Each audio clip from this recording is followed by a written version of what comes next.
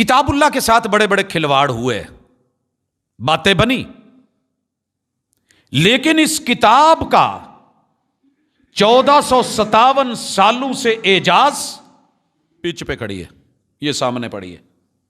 دنیا کے بڑے بڑے ذہین، بڑے بڑے ذہین جیسے رب کی ٹیکنالوجی کا ابھی تک کو مقابلہ نہیں کر سکے۔ آپ کو پتہ ہے میرے اور آپ کے اندر جو وینے ہیں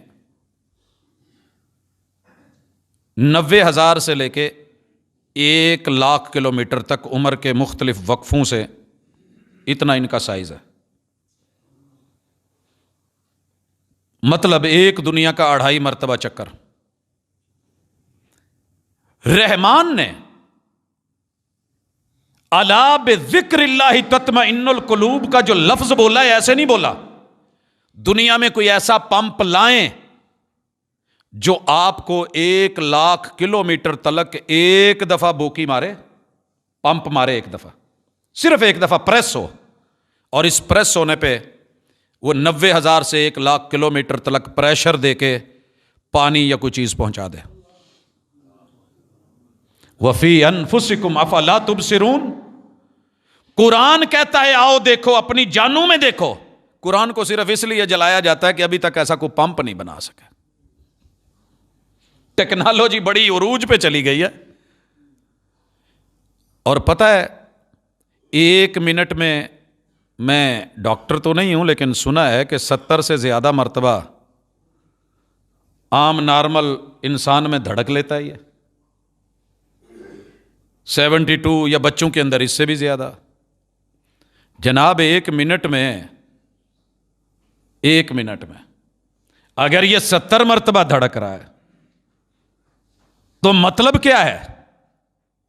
70 اور 70 140، اور اس میں 35 مزید ڈال دیں، 175 مرتبہ دنیا کا چکر 1 منٹ میں لگوا دیتا ہے۔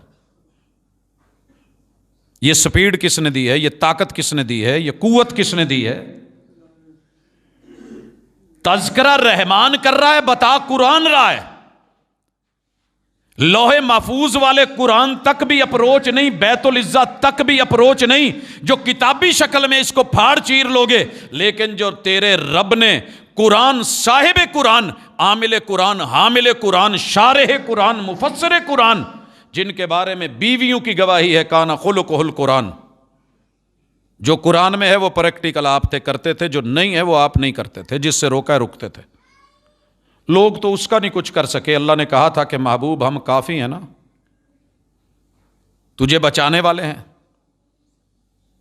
ایسے نہیں ہوگا کہ یہ آپ تک اپروچ پالیں۔ نہ بیت العزہ والے قرآن تلک، نہ لوح محفوظ والے قرآن تلک، نہ مکہ اور مدینہ کے چلتے پھرتے قرآن تلک، اور نہ کائنات کے قرآن تلک۔ جو قرآن کہہ رہا ہے وہ کائنات میں پریکٹیکلی ہے۔ جب یہ ہے تو پھر یہ بیچارے کیا کریں؟ میں پہلے بھی کئی دفعہ مثالیں دے چکا ہوں، ابھی تک تو ان کو فلائٹوں میں بیک گیئر لانا ہے۔ دعویٰ تھا پرسوں تلک سائنس کا کہ جناب بیک گیئر چونکہ پرندے میں ٹیکنالوجی نہیں ہے، اس میں ہیوی ویٹ اٹھا کے چلنے کی تھی، ہم نے پروں سے ڈال کر کے کاپی کر لیا، اس میں سٹل ہونے کی تھی شکرے کی، ہم نے پڑھ کے کاپی کر لیا، اس میں کلا بازیاں لینے کی تھی کبوتر والی، ہم نے اس کو کاپی کر لیا۔ بیک گیئر کی نہیں، اب خود ہی کہہ رہے ہیں کہ ہمبنگ برڈ مل گیا ہے، وہ لمبی سی چونچ، چھوٹا سا بچہ، وہ پھول کے اوپر جاتا ہے اور وہیں رک کے بغیر کسی سہارے کے پورا اس کا رس چوستا ہے، اور جب وہاں جوس ختم ہو جاتا ہے تو وہ بیک لیتا ہے، اور ایک نہیں کتنی شوٹس لی گئی اس کی کہ یہ بیک لے رہا ہے، بیک ہونا چاہیے۔ چلیں سوچیں گے، ابھی تک نہیں بنا۔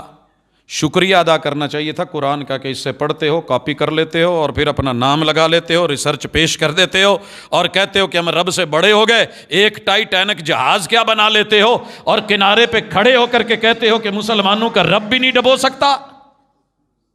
قرآن کو صرف اسی لیے جلایا جاتا ہے واللہ غالب علی امری۔ اللہ نے یہ بات سورہ حشر میں بھی کی ہے، جب ان کو اکٹھا کیا جائے گا۔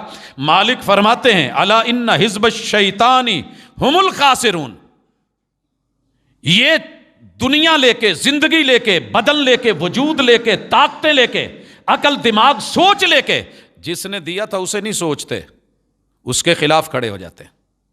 اور شیطان کے ساتھ رب سے جیسے وہ دور، خود بھی دور ہو جاتے ہیں۔